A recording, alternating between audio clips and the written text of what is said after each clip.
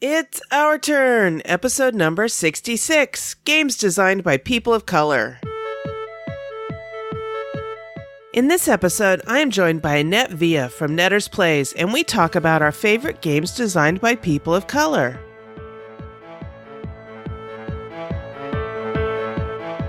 You're listening to a proud member of the Dice Tower Network, dedicated to bringing podcasters together for the greater good of gaming. It's sort of like Voltron, but with better lip syncing. Find out more at dicetowernetwork.com.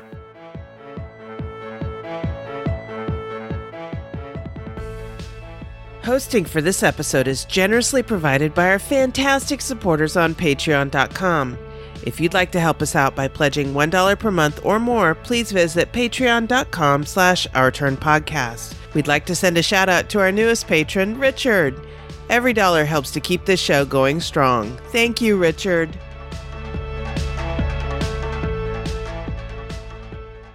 Hi, and welcome back to Our Turn. I'm Cathy Ford, and today I am joined by Annette Villa from Netter's Plays. Hi, Annette. Hey, Cathy. How you doing?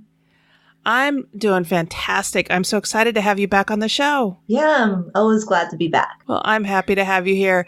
So, as always, we start off with what we've been playing lately. So, what have you been up to?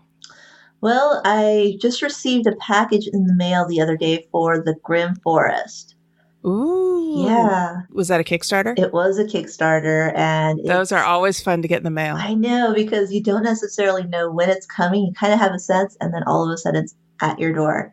So this game is a 2 to 4 player game. It's by designer Tim Eisner, and the artists is Elena Cosette and David Forrest, and it's a Druid City Games. So they've produced several different games, but this game right here, I can tell you, it's one of their top quality board games that they've produced, I think. And so I managed to play this one as soon as I got it. The rules themselves are very simple to follow through. It's probably like a family weight game. And I played it as a 2-player game. So what you're doing is you are going through this forest and you're trying to build houses. And this king, he is the owner of the forest, the Grim Forest, and he has all these 3 little pigs. The 3 little pigs have been building houses for forever, but they're getting old and senile. So then the last architectural production they provided for the king were all these like pumpkin shaped houses, and he was like, no, we need new architects. So that's where we come in. We're other little pigs that are related to them, and we're building these different houses, and we're having friends join us and constructing these houses like Snow White or Cinderella, and you know, some monsters like the troll that lives under the bridge or the big bad wolf come to kind of destroy our houses or things we've been producing or collecting. It's a really like enjoyable game. It's a very family friendly game. We played it with 2 players, and the cool thing is that you have these areas, there's certain parts of the forest where you can collect resources like straw, or you can collect brick or even wood. And what you're doing is you're selecting a location you want to go to simultaneously with other people, and then you reveal. If you're the only person to go in that area, then you get all the resources there. But if you're not, then you have to share it. You have to split it up. That makes sense. Yeah, and you have monsters that you can also put out in certain fields too. So if you think your opponents are going to go somewhere, well, just put a monster there. So that's the cool thing about it. It's really interactive. It's fun. It's playful. It can get mean. I only played it as a 2-player. I just got it. So I played it with my partner, Mitch. And yeah, we thought it was okay. I think it left us feeling like we needed to play it with more players, though. Yeah, I found a lot of games that are like that. They say 2 to 4, but really it's better with 3 to 4. Yeah, definitely. Yeah. It's a game that is very interactive. It just requires more players for more of a chaotic randomness of it. And the storytelling portions, the characters, I mean, it's all characters that you grow up like learning about. Disney characters, especially, like it's all the Grimm tales. So have you watched the TV show Grimm at all? No, I've heard about it, but I didn't get into it. There's so many good TV shows out there. I just didn't get into There that are. one. And I haven't watched this show since we got rid of cable, but it is a very good show. And I keep looking for it to come out on Netflix so I can catch up on it. But it's a cop show that takes place in Portland. But the guy that is the main central character is called A. Grimm. And basically his job is to keep the fairy tale creatures in check so that humanity doesn't know about them. Yeah. And if they get too out of control, then his job is to take them out. And it's a good show. But yeah, I love it when people reimagine the world of the Brothers Grimm. Yeah, I mean it's classic stories. They've been around forever, and I don't know. There's just something about this game that it looks beautiful. Like the miniatures in this game are absolutely great. The insert is like it. I don't know. The insert is one of the best inserts I've seen too. So Publishers put out a game insert for storing the game, not shipping it. yeah, isn't that crazy? I love that. I love it. So it has like these plastic inserts where you can lay your pieces into the miniatures too, but also it has like a cover for it too, which you don't necessarily see that. So that way everything is kind of in place. Have you seen Mechs vs. Minions? Yeah, it's just like that. I love that. Mm-hmm. That was one of the biggest selling points of that game to me. Forget the gameplay. Look at the storage. Right. And you can put it like vertically too. And it lays flush. Like it's a great quality based game. You know, it's a game that I would definitely bring out on family night. It's a game that I would play, I don't know, with kids so much because it can get kind of mean. But I mean, if you want to teach them how to be mean, then it's a great game for that.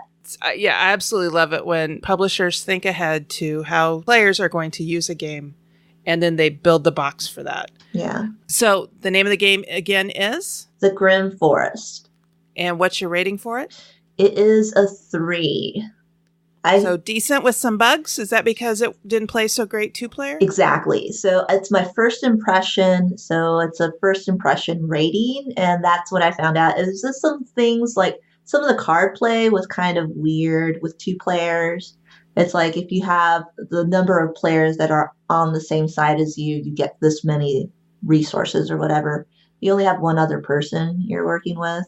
So maybe revisit the rating again once you've played it with 3 or 4? Yeah, it's a loose rating. Okay. All right. That's fair. Uh-huh. So that's the Grim Forest. Awesome. Well, yesterday I got to get together with my Dungeons and Dragons group. We have a D&D 5th edition game going. This group is my first time playing 5th edition. Okay. My previous experience with D&D was Advanced Dungeons and Dragons, which was like D&D 1A. So, it had been a while. And so my friend Doc Cross, hi Doc, he got us together to play this game, and we started as level 0 adventurers. And I've talked about this on the show before, but now we have made it up to level 2. We graduated from the Adventurers Guild training program for, wannabe adventurers, and we've gone out on a few adventures. And then we hit level 2, and yesterday was our first game at level 2. I'm playing a ranger named Michaela Bowman. Okay. And she's a human, and she has gotten magic spells for the first time. So that's exciting. And it was a good thing that I had them because I used cure wounds like crazy, which I didn't expect to be, the cleric of the group. Our group doesn't have a cleric. We have a fighter, a sorcerer, and a thief, and a ranger. And then we have a dog and a cat as part of our party. Anyway, so we were sent under the main city in this little world.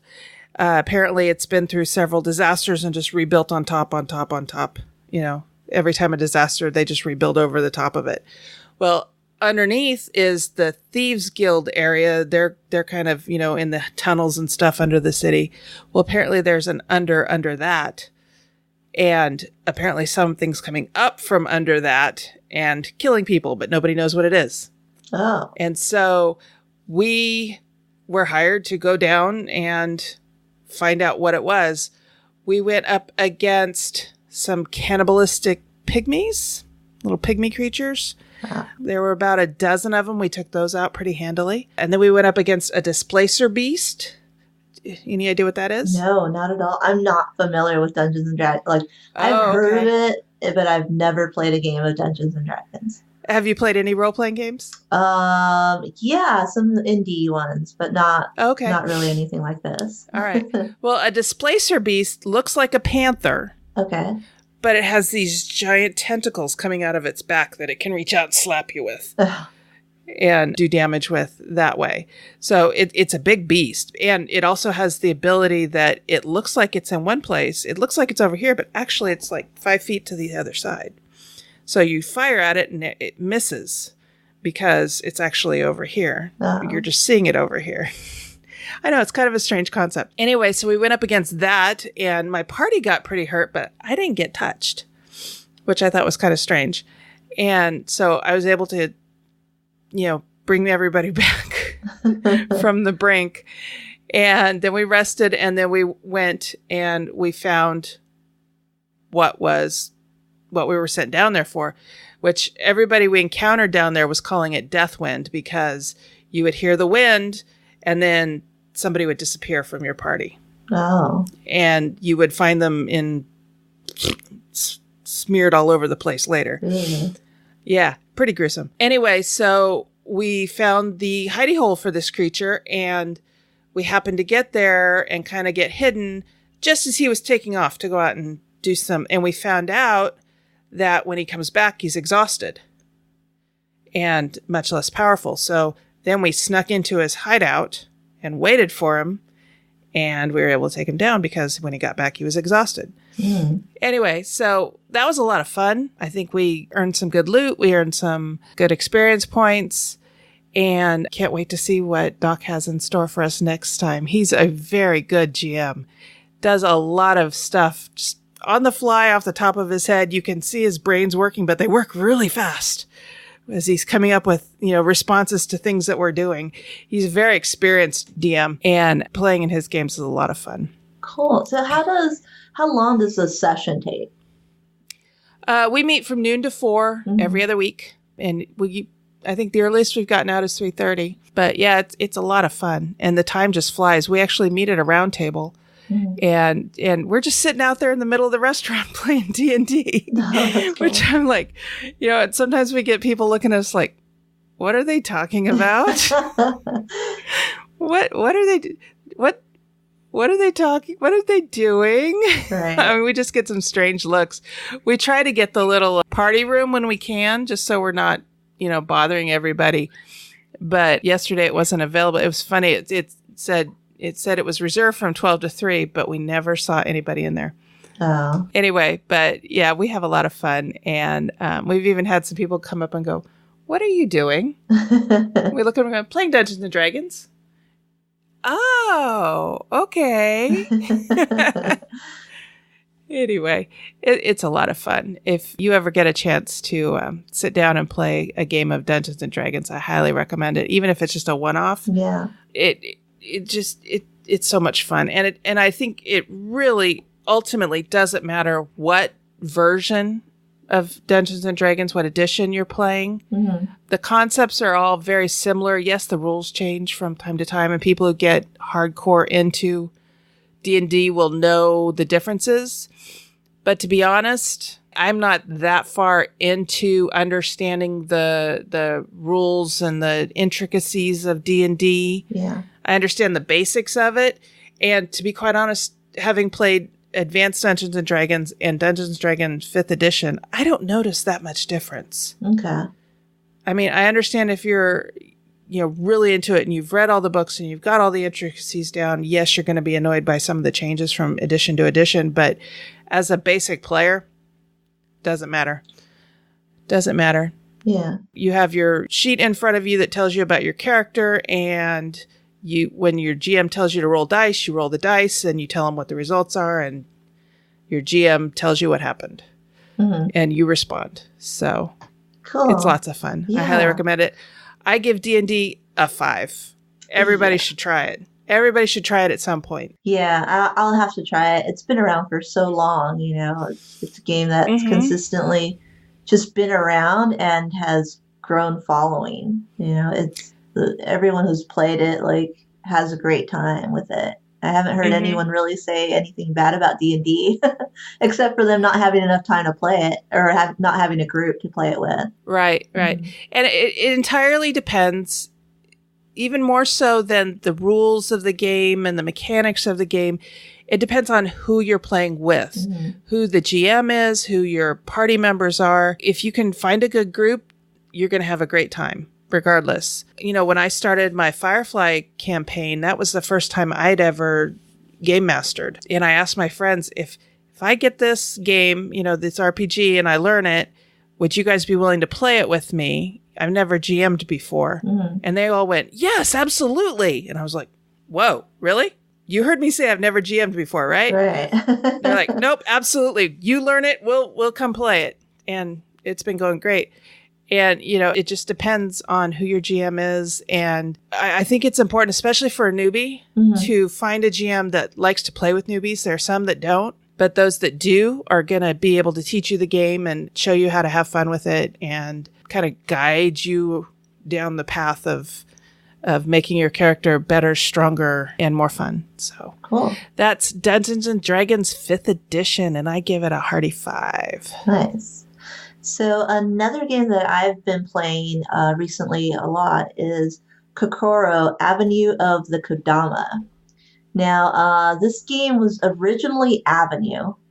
And okay. Yeah, so that one came out not last year, the year before, and it wasn't readily available in the States.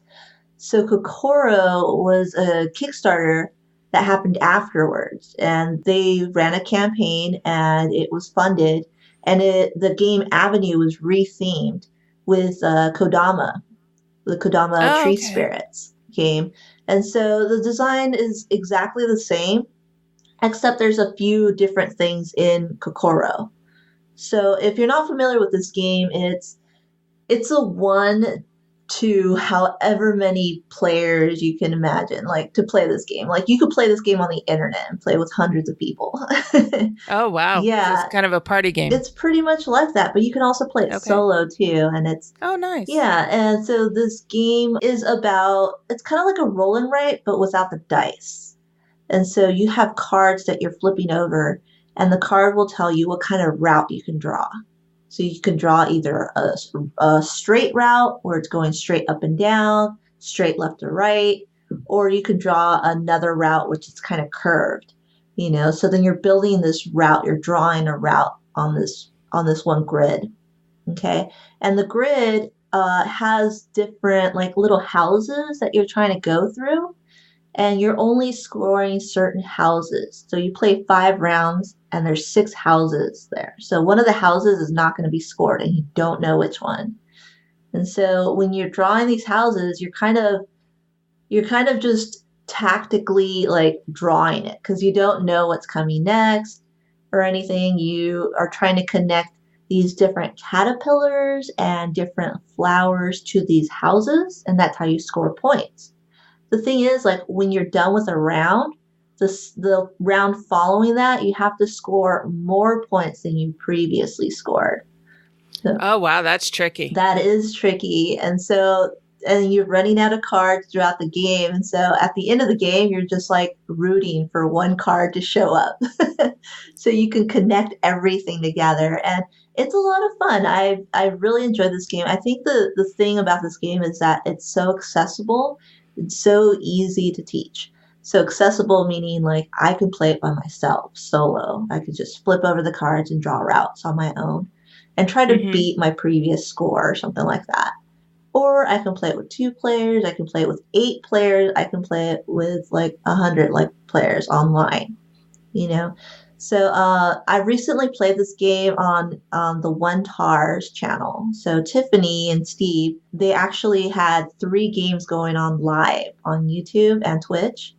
And so they were turning over the cards and playing along, and then people were joining in from all over parts of the internet and trying to, connect their routes with them. And oh, wow. Yeah, so it's a really fun game that you could play like anywhere. And that's what I really love about it.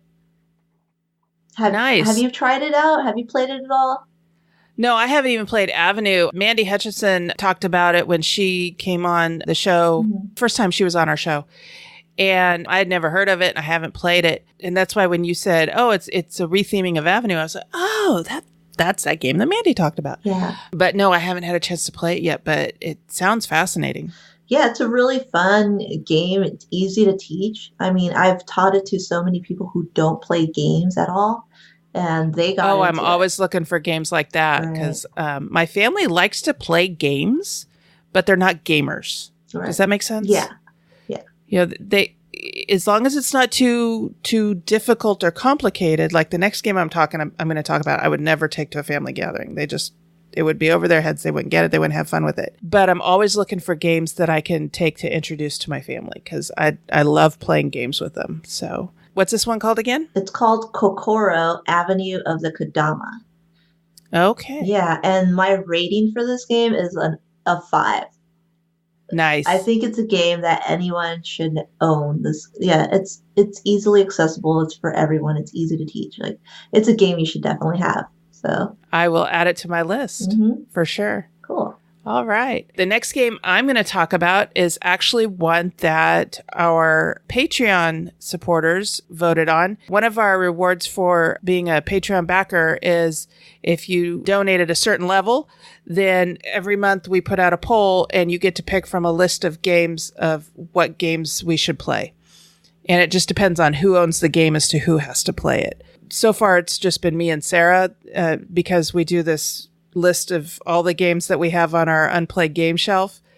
And I do a random number generator and I pick like 6. And so far, it's just me and Sarah because we have the most games on our unplayed game shelves. And this month, I have to play Mombasa and Happy Fish or Happy Salmon. So I still haven't gotten Happy Salmon. That's going to get done first Saturday of February because that's when I have a game day. But Mark and I sat down and we played Mombasa last night. Have you ever played this one? Oh, yeah. I have it on my shelf. Do you? Yeah. I actually picked this up at a flea market at Board Game BlitzCon. Hi, ladies. And I managed to buy it still in the shrink at a flea market, which I was like, wow. But I first heard about it on the Secret Cabal Gaming podcast. They actually reviewed it. And then a few months later, they reviewed it again to, how do we still feel about this game kind of thing? And they still loved it. So when I saw it, I picked it up, but I was a little intimidated by it because I'd heard it was a really heavy game and it was really kind of complicated and things like that. So it's just kind of been sitting on my unplayed game shelf. So we sat down and played it last night, and it's about the colonization of Africa by the Europeans, by specifically the British and the French. And you are you are an investor in these 4 companies that are out colonizing Africa and exploiting the resources there and expanding into the different areas and things like that. Mechanically, this is a great game. It sure is. Yeah, it is. It's a deep game. There's a lot there. There's a lot to do. I kept comparing it to both Feast for Odin and Lewis and Clark, both of which I played recently. So that's why they were still there. But the one thing that all 3 games have in common is there's a lot to do on the board. And that's, I think, one of the things that make these 3 games deep games is that there are so many things to choose from. Right. I was, in this particular game, I was concentrating on expanding the companies out into Africa. And Mark concentrated on doing the accounting and diamond tracks.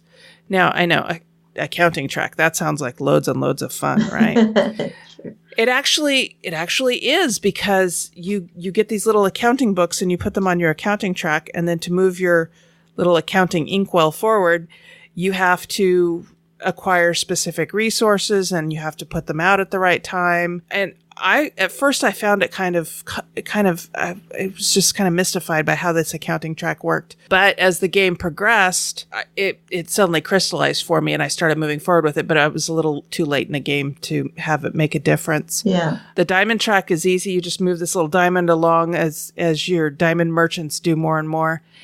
And I got plenty of points from that. There's just a lot to do. And I was finding that between turns, I was planning out my next move. Mm-hmm. And it's also very thematic. It's very immersive. You really get into it. You're like, okay, in order to advance this company, I need to do this. And in order to advance that company, I need to do this. And I need to move these out. And how do I push back on this? Right. But I think I got too diversified. I got into all 4 companies pretty heavily. Oh, yeah.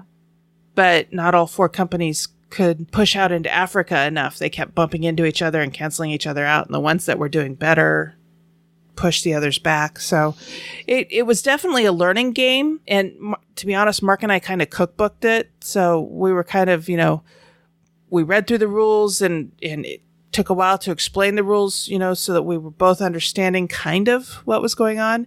And then we get to a point where we go, wait a minute, do I do it this way or do I do it this way? And so Mark would pick up the rule book and read through it again. Right.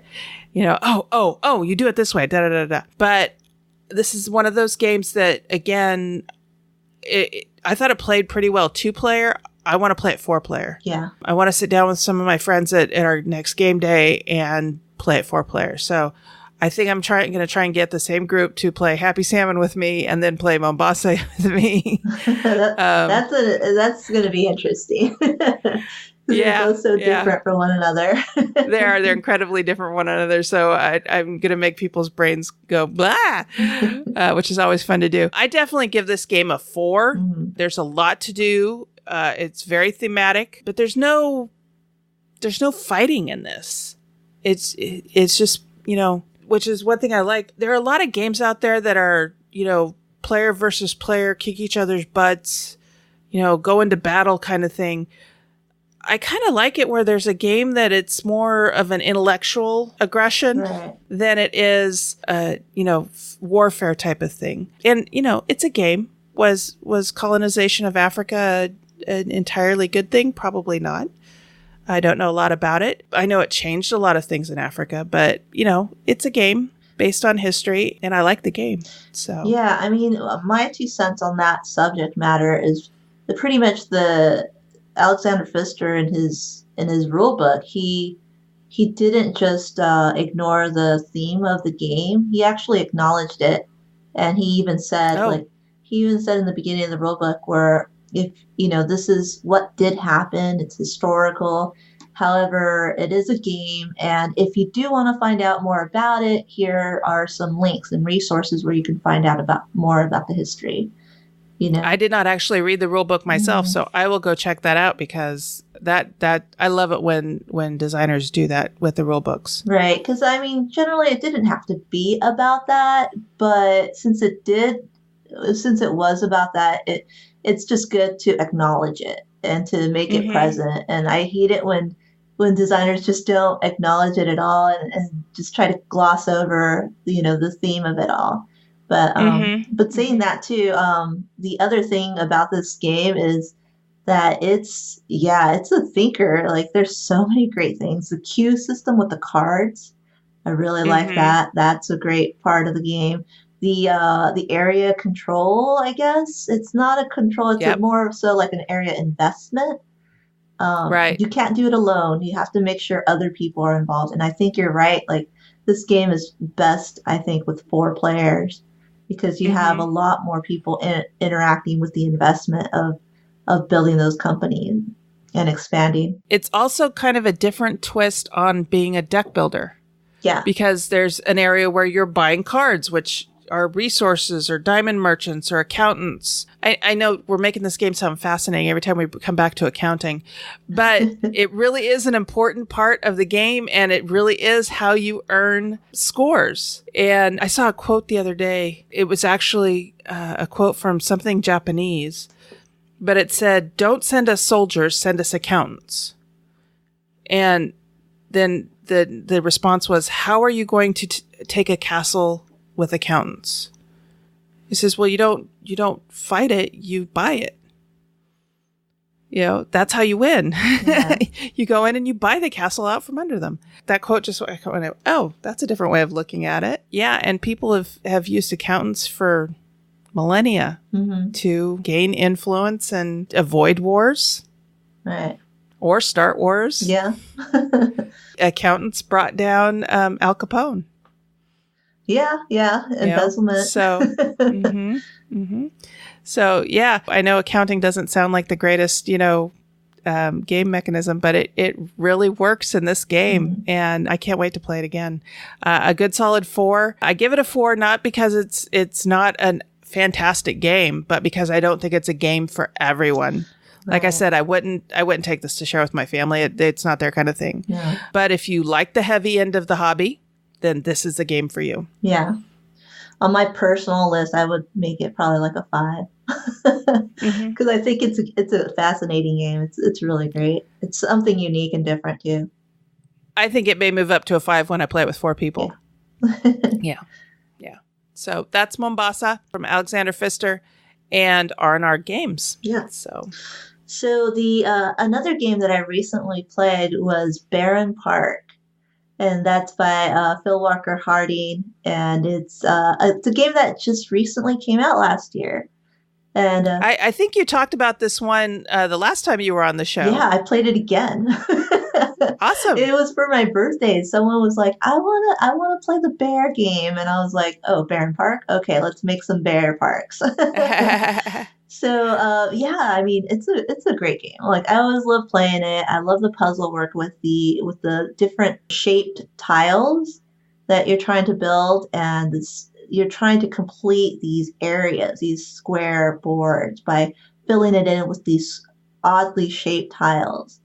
And on these oddly shaped tiles, there's bears all over the place. Like, they're all roaming around. You have porta potties, you got to set in for your guests, and you have all these like weird shaped thematic tiles. And you place them on your board, and when you cover something else up, that's what's going to allow you to draw up another different tile. So it's kind of like you're trying to beat out other people from certain tiles. You're trying to accomplish these goals that are set. There's 3 goals that we're all trying to go for, and you score extra bonus points on that. And then when you complete a full square, you get to place a statue of a bear in the middle of that park. Nice. Yeah, and that's going to score you even more points. So in the end, like, it's just a game where you can easily just sit down at the table and work on your own puzzle and kind of steal other tiles from other players and score points before they do. And then at the end of the game, you have like something nice to look at, and it's a bear park that you built yourself. I love the theme of this. I love that you're building a natural preserve for bears. Yeah, and did you know this is actually a park like in Europe? Is it really? Yeah, there's actually a Barren Park out there. I don't know if it's in Germany or Austria, but yeah, I looked into it because I was like curious about it too. And nice. Yeah, they have this one bear park in the middle of the city, and oh wow, that's a heck of a place for a bear park. Right, and so it's like it's a park that you just walk around, and there's bears like hanging out on the side of this hill. But yeah, so definitely it's a game that I really highly recommend. It's casual. It's a little thinky, but not too thinky. It's kind of like midway, like mid-lightweight, Okay. And it plays different every time? Yeah, because it's so variable. You have different goals that you're always trying to figure out like how to accomplish. Like, try to have 3 tiles that have polar bears on them. That's one goal. Or it could be something else, special tiles. Have 3 special tiles that are touching one another. And then, so the goals always change. And then the way you build is always different. So. Now, let me ask you a question. When you put down a tile and then say like you get 2 or 3 other tiles later, can you pick up a tile and move it if you... No. Oh, so once it's down, it's down. It's permanent, yeah. Okay. So then that's when you're going to start fudging yourself later on because you did something that's really like screwy, and you have to pick up this weird, oddly shaped tile just to fit and make it work. And someone can grab that from you. Nice. All right. So that is Barren Park, and I rate that a 4. I don't think it's a must-have, but it's definitely fun. I have fun with it. Yeah, that's one I've been curious about. I haven't had a chance to play that one yet either. Okay. So, all right. And my last game for today is Charterstone. Sarah and I talked about this one on our last episode, and she and Will have played the heck out of it, apparently. Apparently it's her first 10 by 10 game that she's finished on her challenge, or just about finished on her challenge. And we're not even done with January. Yeah, and they've loved it so much that they've already played it. As of my last episode with Sarah, she'd played it 8 times, and they'd had it for like a little over 10 days. So my friends Amy and Mike, hi guys, they got this game, and they've put together a group of people to sit down and play it, including me and Mark. And so we played it twice last Tuesday. And this is a fun game. It is a legacy game, but I can't honestly think of anything I could say about it that would spoil anything. I mean, everybody takes a color, and you sit by your color on the board. So, for example, I have red, Mark has blue, or no, Mark has yellow. Sorry, and Mike has blue. It's his game, so he got to pick blue. And then everybody sits next to their section on the board, and you build out that section of your board. And other people can come and use your section of the board to gather resources, turn in resources for money, that kind of thing. And you can use other people's sections of the board. But it was easy to explain. It was easy for everybody to just go around quick and take their turn. Maybe a touch of analysis paralysis as things started getting more complicated. Mm-hmm. There are stickers you pull off of the card and you would fix to the board, but there's nothing destructive. You're not ripping up cards or throwing them away or whatever. When you peel a sticker off of a card and put it onto the board, there's still stuff to do on the card. Okay. And so then, everybody also gets their own little card box to store your progress in as you're playing, which I thought it's kind of like an archive. And you get to put stuff in there. And after the first game, you get to put everything in there. After the second game, you only get one of each specific type of card, and you only get like one money to get in there unless you have marked on your box certain things, and then that increases what you get to keep. As far as the legacy genre goes, this one's really unique. Yes, there's a story to it, but I can't think of anything I would say about the story that would necessarily spoil it. You've all been sent to build this new city, and as you're progressing along, there are things you have to deal with. There are people who can come and visit. There are people who can come and visit that you wouldn't want to visit. There are disasters at certain points, which anybody who's building a city is going to have to deal with at some point or another. Anyway, a lot of fun. I give this game a 5. We're playing our friend Mike and Amy's copy, and Mark's looking across the table at me going, "Can we get this game? Yeah. Can we get this game for us?" I'm like, "Why? Mike and Amy have it. We're playing it." But he's like, "No, I think I want to get this game for us." Mm-hmm. I'm like, "All right. Since when am I going to say no to buying a game?" So yeah, it's definitely on the list for us to purchase ourselves. And the neat thing about this too is you can turn the board over, buy what's called a recharge pack, which is basically just new copies of the cards, and you play it again. Now, once you've done that, you've played through twice, you're going to have to buy another board, and you might as well just buy another game and then another recharge pack. But I like this a lot. I'm wondering if it would be possible to, at some point, maybe republish this as Charterstone Light and just have it be a game, where everything's on the board already and you play through it. Yeah. Rather than having to build through it. And that would require changing the cards, because everything's already out there. But I think we could see it coming out later as Charterstone Light or something different, something similar but different. But as a legacy game, this is fun. This is a lot of fun. We're going to get together again on Tuesday and play through a couple more games. I believe there are 12 games altogether. Yeah. In playing through this, but it's really a quick game, and it's easy to set it back up and go again. Yeah, I've heard that like once you're done with your campaign and going through the whole game, you can pick it up and play it. as a regular board game. There's no more campaign to go through, but you can still play the game. And but I do have this game. I just haven't played it. I've been waiting for the time because my partner's been a little busy. So I'm like, no, we can't start it if we're not going to follow through and consistently play it, because I'd hate for us to stop like Pandemic Legacy. Like we stopped and now like I'm finding it hard to get back into, because then you have to relearn the story, what you were thinking about doing and everything. And it's just too much. So I feel like it's some game that I have to sit down and kind of plan out like my month.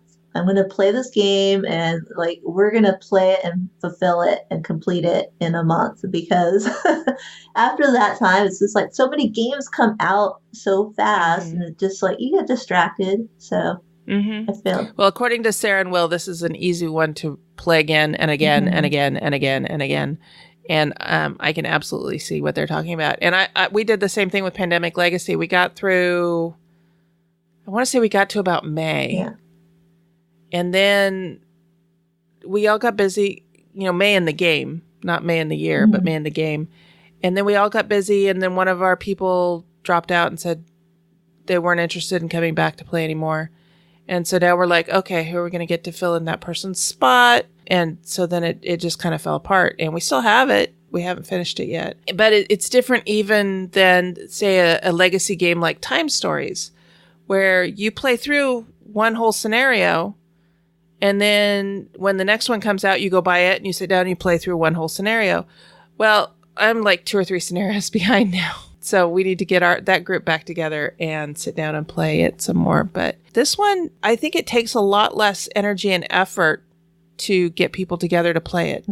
So if you've been avoiding legacy games because of the commitment to them and the intensity of so many of them, this one is a lot lighter as far as legacy games go so far. We've played through 2 games. We're going to do 3 and 4 on Tuesday. But so far, it's been a lot lighter than any other legacy game I've played before. And the rounds just go so quick. Because everybody just goes, okay, I'm going to do this, I'm going to do this, I'm going to do this, your turn. I'm going to do this, I'm going to do this, I'm going to do this, your turn. And it goes a lot quicker. So that is Charterstone, designed by Jamie Stegmaier from Stonemaier Games. It was just released last year. And I have seen that you can get it on Amazon. And I think Cool Stuff as well. Yeah, I pre-ordered it from Miniature Market. Ah, okay. Yeah, that's a good resource too. So anyway, that's what we've been playing. You've heard us referring to and rating games by a rating scale. Here's how we're using this scale. 1. Give me back the time I spent playing it. 2. Has great potential as kindling. 3. Decent with some bugs. 4. A good solid game. And 5. Buy this now. Today's hot topic is brought to you by BoardGameTables.com. Sarah, have you ever tried to play a game on a table that's too big or too small? Yes, I have. It totally takes away from the fun of the gaming experience. Have you ever had anyone spill a drink on the game table and ruin the components? Yes, it's a horrible experience watching water or worse yet, sugary drinks flow across your game table and game components. Have you ever been trying to learn a game and wanted to leave it set up but couldn't because the table was needed for something else like, dinner? Oh, yeah, it stinks only having one table for everything, playing and eating. Well, now there's another option. BoardGameTables.com makes tables that are great for playing on and using for family meals or just protecting your game from little hands or curious pets. Yeah, I've heard they have lots of options for customizing, include, cup holders, drawers, card holder slots, plexiglass, wing shelves, and different kinds of table toppers. Their tables are made out of high-quality oak, elder, cherry, or African mahogany and stained to beautifully match other furniture that you already have in your home with a variety of fabric colors to line the inset portion of the table. You can pick your favorite color or color that goes with the decor you already have in your home. I definitely got a plan to save up for one of these beauties. Hey, where can I find out more information? Check out BoardGameTables.com. You can see what they have to offer and place your order. Don't forget to let let them know you heard about it on Our Turn Women on Gaming.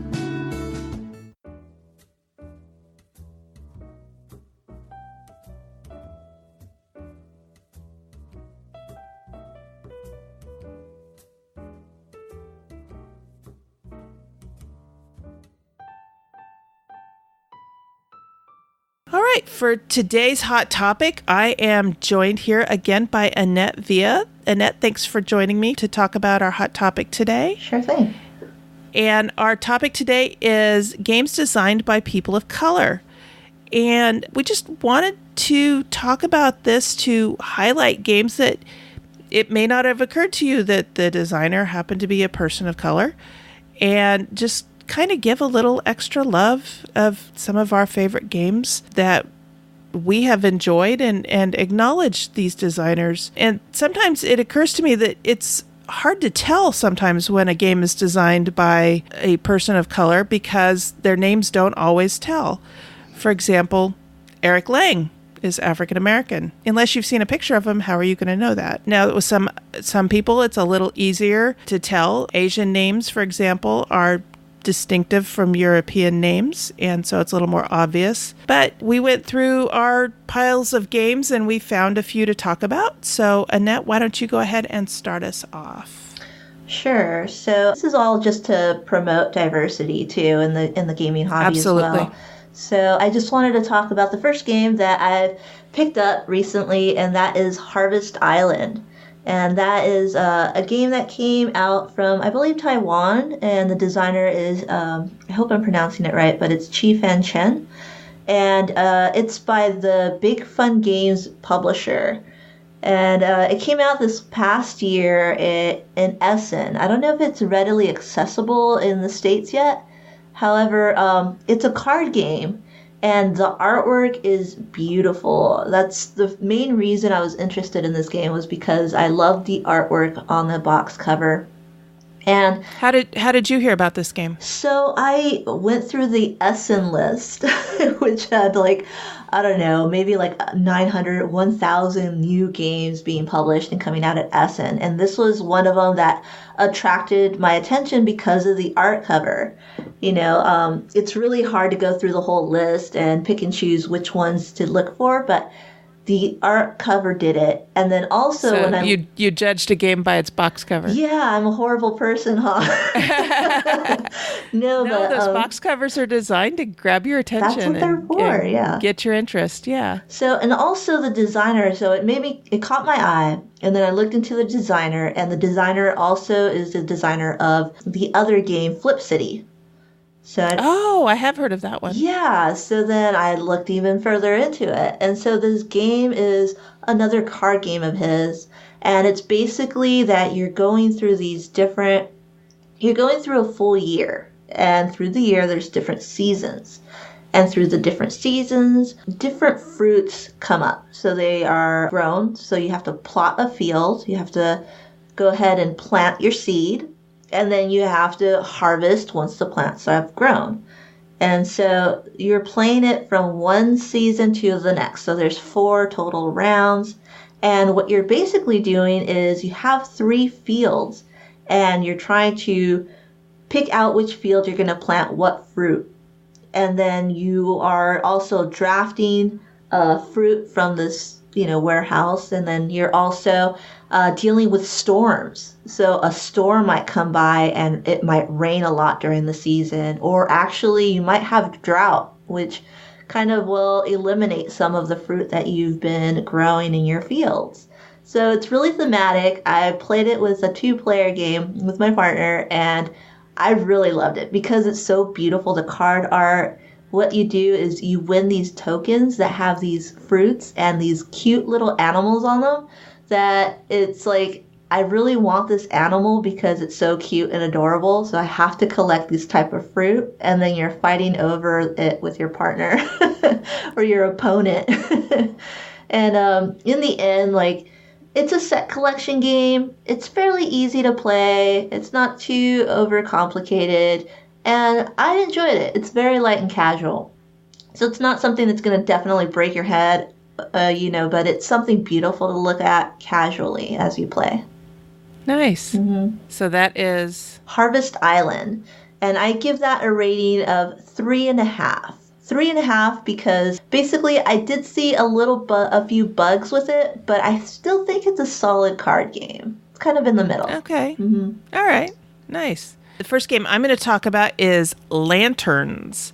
And this is a game that was designed by Christopher Chung, and it came out in 2015. And Sarah Reed turned me on to this one. I had heard about it. I'd heard other people talk about it, but she just was absolutely enamored with this game. And then an app came out, and I downloaded the app and played it, and the app is gorgeous. The art in this is gorgeous. Beth Sobel was involved with the art, as were several other people apparently. Jason Kingsley, Alexi Kott, Christina Major, and Tyler Segel were also involved in the art. But basically, you are helping to celebrate the Harvest Festival in, I want to say China?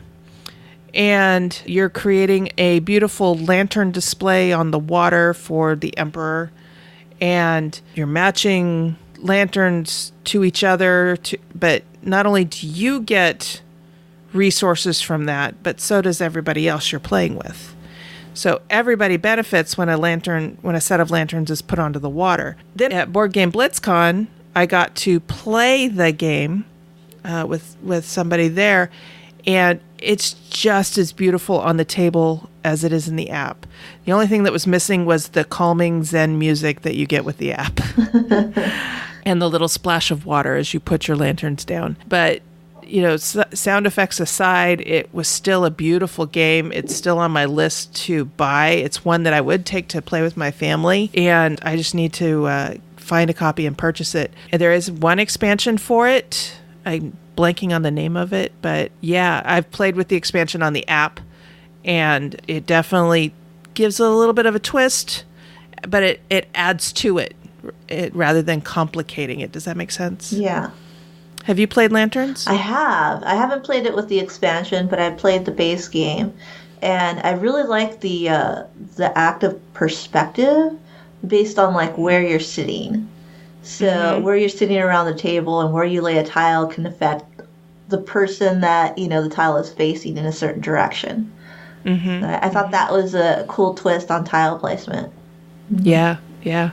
And like I said, just a beautiful game to look at. And even while you're playing it, you kind of get this Zen feeling, even without the sound effects and the music from the app. It's a very calm and friendly game to play. There's still a winner when you come out, because there's points accumulated, but there's not a lot of aggressive competition. Right. It's a very casual game. Yes, definitely. And yes, you're hoping somebody doesn't take that one that's just perfect for this tile that you have. But other than that, that's about as intense as it gets. Right. And it's a fantastic game. And I give it a 5. I'm actively looking to put this into our collection. So that is Lanterns, designed by Christopher Chung. Cool. So the next game I'll talk to you about is Kodama, the Tree Spirits, and it's designed by Daniel Solis. It's an action phase game, and it was actually published in 2016. And Kodama, the Tree Spirits is a pretty unusual card game, and just like Lanterns you mentioned recently, it's a calming kind of game where you're trying to lay your tiles down in lanterns to kind of build this overall like beautiful art piece in the middle of the table. But Kodama Tree Spirit is the same, except you're trying to lay down your cards that you're acquiring, and you're trying to build a tree. And it's unlike anything else out there, because you have this card, and the cards that you're picking up are branches, and they have certain like little icons on the branches, like flowers or like animals, little bugs or something like that, or tree spirits. And what you're trying to do is you're trying to lay out the card on the table in a certain way off of another branch that you've recently built too. And you have this overall end game, at the end of the game, you have this beautiful tree like in front of you that you've built with your cards and branches. So I think it's a unique and wonderful game. It doesn't get enough love, I think, recently. There's just so many games out there that it's hard, but it's definitely a unique game. I really like it a lot. And the Avenue game that recently came out is based on the theme from Kodama, too. So. Yeah, I actually have the game that I believe is the precursor to Kodama, the Tree Spirits. It's called I have Kiji. that one, too. Mm-hmm. Yeah, and it's another one of those games that's very zen to play. Yeah, it's really beautiful to look at. Like, when you want to play a card game where it's not just about set collections, there's some kind of like little take that because you're taking away a certain card or branch that someone else really is interested in, but it's not like anything too cutthroat. It's just like Lancers, that same kind of feeling. It's very casual, light, and it's beautiful to look at. And when did this game come out? 2016. So it's fairly recent. Oh, okay. Yeah. Yeah, Right. and so my rating for that, I gave it again another 3.5 because I don't. The only reason I gave it a lower marking is because of the number of players. I prefer to play it with a higher player count than with 2. Okay. But besides that, I think it's a beautiful game. It's unique enough to belong in almost anyone's collection, if you could find it. And so that is Kodama, the Tree Spirits. Mm-hmm. Excellent. All right. I am going back in time a little bit here, and this is a game that I have played with my mom and my aunts and my grandma, and it is Canasta. And this game was designed by Segundo Santos in Uruguay back in 1939 was when it was first published. It is played with 2 regular decks of playing cards. Very accessible. You shuffle the cards together, including the jokers, and you deal 11 cards out to everybody. And then you put the deck in the center of the table, and there's a discard pile next to it. And you actually turn over a card to discard to the discard pile. And your options are to draw 2 cards and then to play 1 card. And at first, you also have to, it's a set collection game. So you're building collections of different cards in front of you. And when you get 7 cards of a particular type, like 7 sixes, for example, that's called a canasta. And if you can get 7 sixes, for example, that's a natural canasta. But you also have 2s and jokers, which are wild. And if you have, say, 5 sixes and you add a 2 and a joker, that's called a mixed canasta. Natural canastas are worth 500 points, and mixed canastas are worth 300 points. And then, as you're laying these cards down, you have to have at least 2 canastas, mixed or natural, in order to go out. And once you've gone out, any cards that are left in your opponent's hands count as negative. 3 through 7 are worth 5 points. 8 through king are worth 10 points. Aces and 2s are worth 20 points. Jokers are worth 50 points. You're playing to 5,000 points, which I know sounds like a lot, but when you're looking at how many points things are worth, it actually goes pretty quick. So once somebody's gone out, the hand stops, everybody scores, you write down the scores, and then you deal out 11 cards and you play again, and you just play till somebody gets to 5,000 points. Other than having to hold a hand of 11 cards or more, which is always kind of tough, very easy game to play, very easy game to explain to people when you're sitting there playing, especially when you have visual aids, unlike now, because we're just, recording audio. But this game is one of my little guilty pleasures. I have an app on my phone that I play a 2-player game of Canasta, and it's just me versus the AI. And, when I'm standing in line at the grocery store or I'm taking a break at work or whatever, and I just need to do something that isn't taxing, I'll just sit there and play Canasta on my phone, and I just have a great time with it. It is easily a game I can go to my mom or my grandma or my aunts and say, let's play Canasta. And they're like, all right, sure.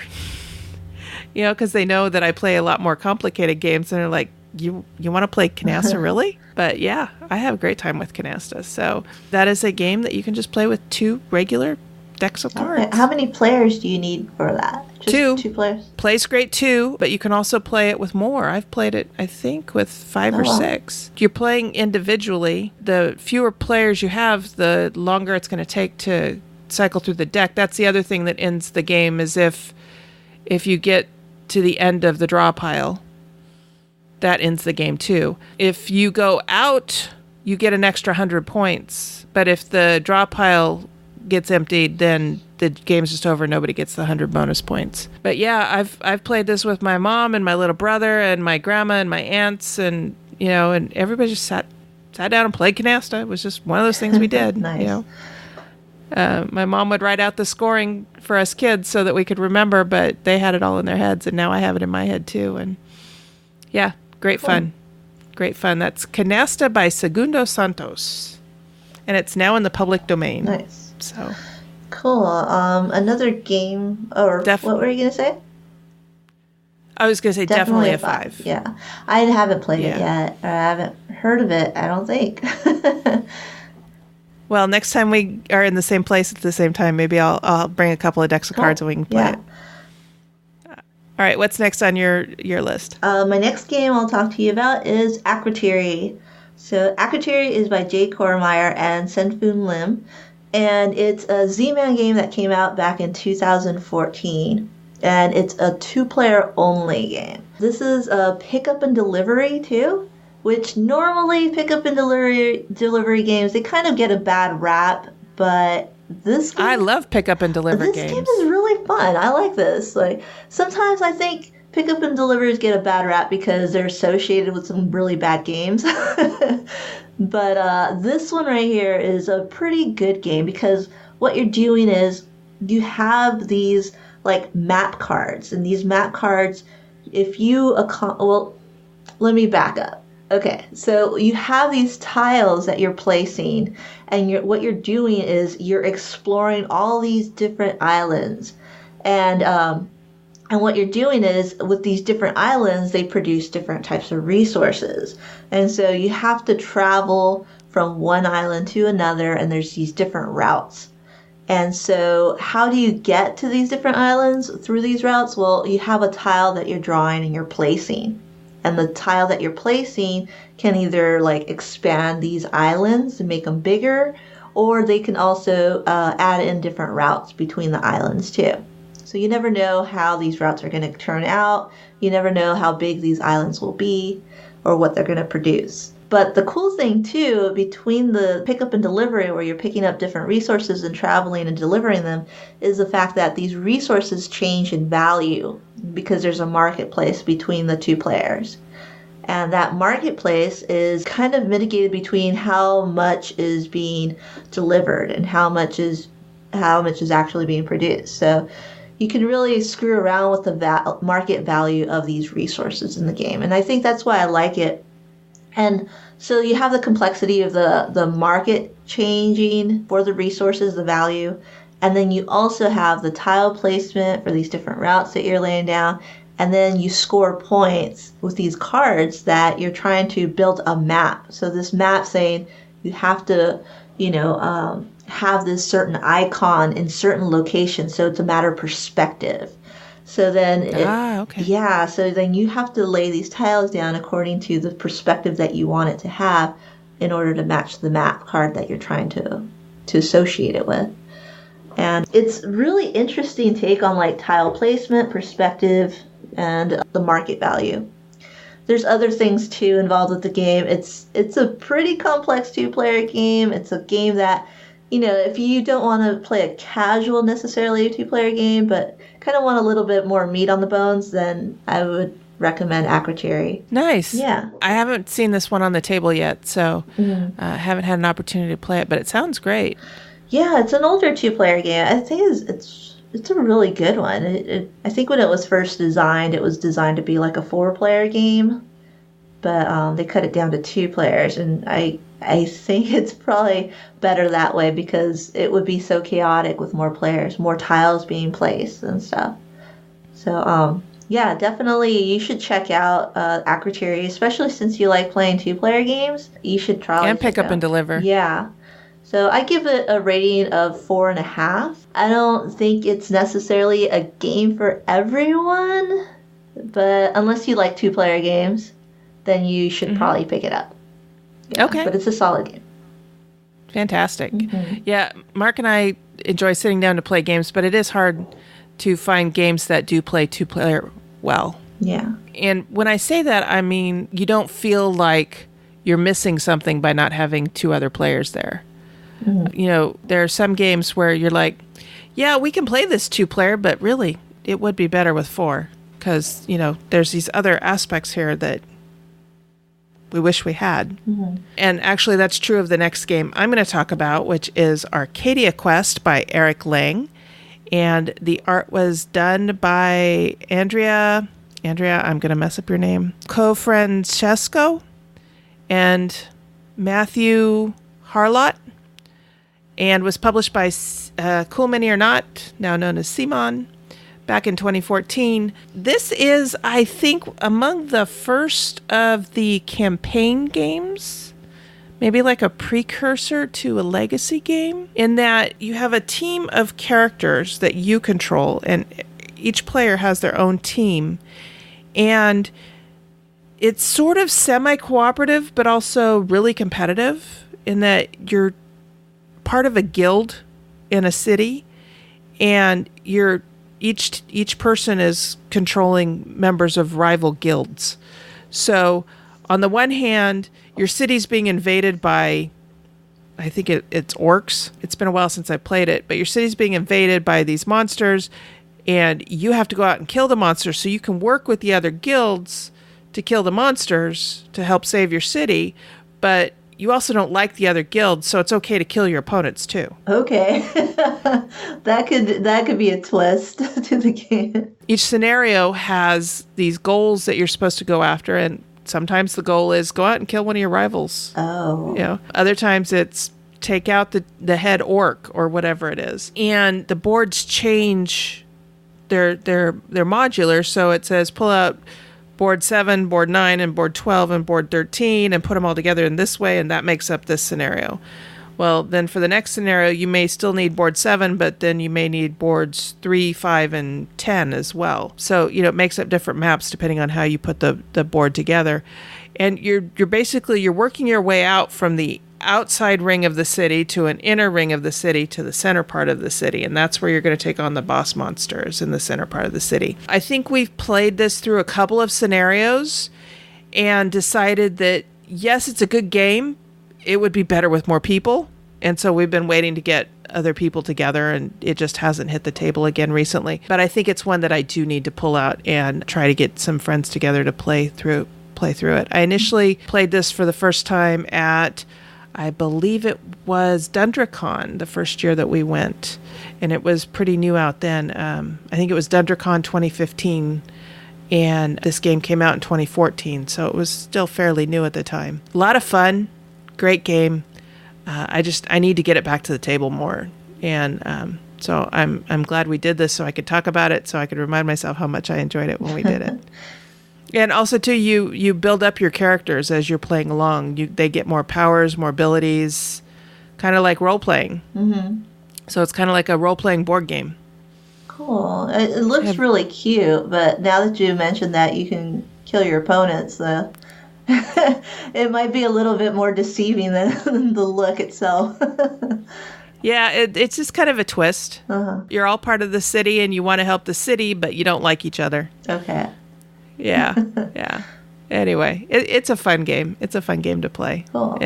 I think it plays okay 2-player. I think it needs more players in order to really feel the full flavor of it. Okay. And it's a Cool Mini or Not game, so you know it's got great figurines in it, and it really does. And there are tons of expansions to the figurines and new scenarios and things like that. We only have the base game right now. Yeah. Yeah, you can really get lost in the expansions. Yeah, you definitely can. But they're beautiful to behold. Mm-hmm. That's for sure. All right. Well, I think... Did you have any others to talk about? I think that was it for us, isn't it? No, that's all for me. All right. So who are your favorite designers that happen to be people of color? Who have we missed? Give us a shout out in Board Game Geek Guild number 2600 and let us know who your favorites are and what your favorite games that they design are. Thanks for joining me for this, Annette. Sure, no problem. The Dice Tower Network is a proud supporter of the Jack Vassell Memorial Fund. The board gaming community is kind and generous, and this fund was created to provide financial assistance to members of the board gaming community in their time of need. To find out how you can help the fund continue to help others, please visit jackvassell.org/donate. Thank you for your support.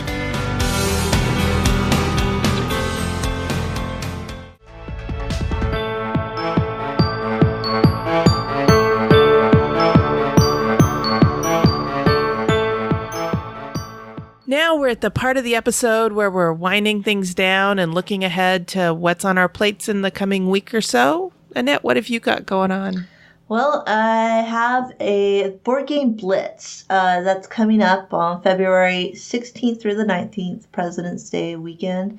And I have my ticket ready. I have my games all set, and I'm looking forward to joining the girls and all the other players in the Bay Area too, and seeing how that con goes. Nice. Where's it being held this year? This year it's being held in San Mateo. It's where the KublaCon actually is. At the same hotel? Yeah, it's at the Hyatt Regency. So it's right by the airport. If you're planning on coming into San Francisco, the hotel's right there. And it's a really great play area. It's a great space. So I'm really glad that they're moving up. So last year they only had 50 people attend. Yeah, they capped it out at 50. Right. And so this year they moved it up to 100 people. And there's still room. Nice. So, hopefully we can get that all filled in for them. Very cool. Yeah, unfortunately, we're not going to be able to make it this year. Our cons are going to be limited to local this year. We had a rough year last year health-wise, and it kind of impacted us financially. And so something's got to give, but we're going to go to the local cons, and we're also working on putting on a con of our own up here. Hopefully sometime between August and October. We'll have more information about that here in just a few months. And Board Game BlitzCon was a blast last year. It was just strictly open play the whole time. Everybody was super friendly. I played a lot of games I haven't played before. I got in a 2-player game of Firefly. Yeah, I saw that. And we paused our 2-player game of Firefly to go play Two Rooms and a Boom. Yeah. And then when we were tired of playing Two Rooms and a Boom, we got back to Firefly while everybody else played Two Rooms and a Boom around us. So, I mean, it was a fun and wonderful atmosphere. And I heartily recommend that if you're going to be in the Bay Area on President's Day weekend, absolutely go check out Board Game BlitzCon. That's going to be a blast. Yeah, I'm looking forward to that. Yeah, also have a top 10 video coming up for my... Well, actually, it's 2 top 5 videos coming up for 2017 best board games. So the video I've just recorded yesterday, and I have a special guest on there. I have my partner Mitch. So nice. Yeah, he's never on videos. So I grabbed him. I was like, "Hey, do you want to be in this video? Talk about our favorite games?" And he joined me. So I'm going to edit. So we finally get to see what Mitch looks like. Right. Well, you saw him at Board Game Blitz, but the rest of the world hasn't seen him. Right. Yeah, all like 10 or 5 followers that I have. Oh, stop. But yeah, it's interesting. It's going to be a good video because we have sort of similar tastes. Yeah, but it's interesting what our favorites are. Nice. All right. Well, I am looking forward to getting back together with my Charterstone group and playing through another couple of scenarios of that. As I said earlier, fun game. And, every scenario, there's another little twist to incorporate into it. And you've got more buildings to pull resources from and things like that. So just a lot of fun. I'm really looking forward to that. And then Saturday is a monthly game day at our friendly local game store, Great Escape. And so I've already said I'm planning to take Mombasa and Happy Salmon, and I'm sure we'll take some other stuff and see what kind of mischief we can get into there. That's always fun too. Great Escape has an different setup than I've seen at any other game store. They have the store, and then you walk through these double doors and it goes into this huge warehouse space. And, right towards the front of the warehouse space, that's where the Magic players and the Yu-Gi-Oh players and, the collectible card game players go to sit down and play their games. But then they have a big space in the back for the miniature wargaming folks with nice big tables with terrain and stuff all over them. And then they have a separate room off to the side that is big enough for like 6 or 7 or 8 tables for board gamers. Huh. And it's an open as far as the ceiling goes, but it's got walls around it, so it kind of deadens the noise when you're in there and you don't get all the big noise from the rest of the big room. The only problem I have with it is it's a little chilly in the winter, it's a little hot in the summer, but otherwise it's a great game space. It's a nice place to play. So really looking forward to getting together with my friends there. So how can people get a hold of you online, Annette? Well, I'm all over the internet as Netters Plays. And you can find me on Instagram, Facebook, Twitter, and also my YouTube channel. Along with that, I'm also a contributor to the Dice Tower for their board game breakfast. And nice. So I make videos for them weekly and also Best of the Month too, along with the Instagram Favorite Game Friday I do. So nice. A lot of stuff. You're a busy lady. Yeah. I love it though. Great. Fantastic. All right. And you can find me. I am the person behind the Our Turn podcast Twitter handle. And then we also have our Facebook page that Sarah Reed runs. And that's facebook.com/Our Turn podcast. And we also have a guild on BoardGameGeek.com. And that's guild number 2600. And we have lots of fun in there. We have lots of neat people that contribute there. And then you can find our show notes for this episode at ourturnpodcast.com/episode 66. Anyway, thanks for joining me, Annette. I love having you on, and I hope you'll come back again real soon. Yeah, thanks for having me on again, and I'm sure I'll see you more this year.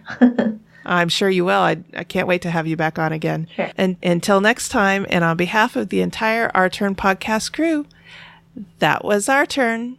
Now it's yours.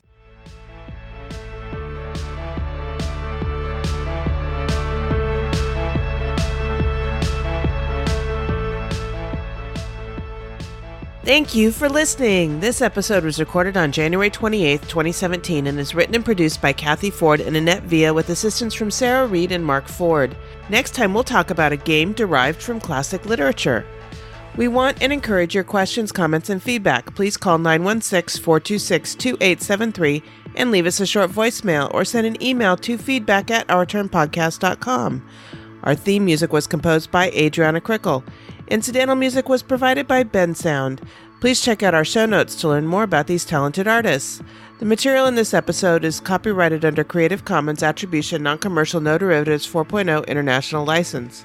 If you want to learn more about the games discussed in this episode, please visit our website at ourturnpodcast.com/episode 66.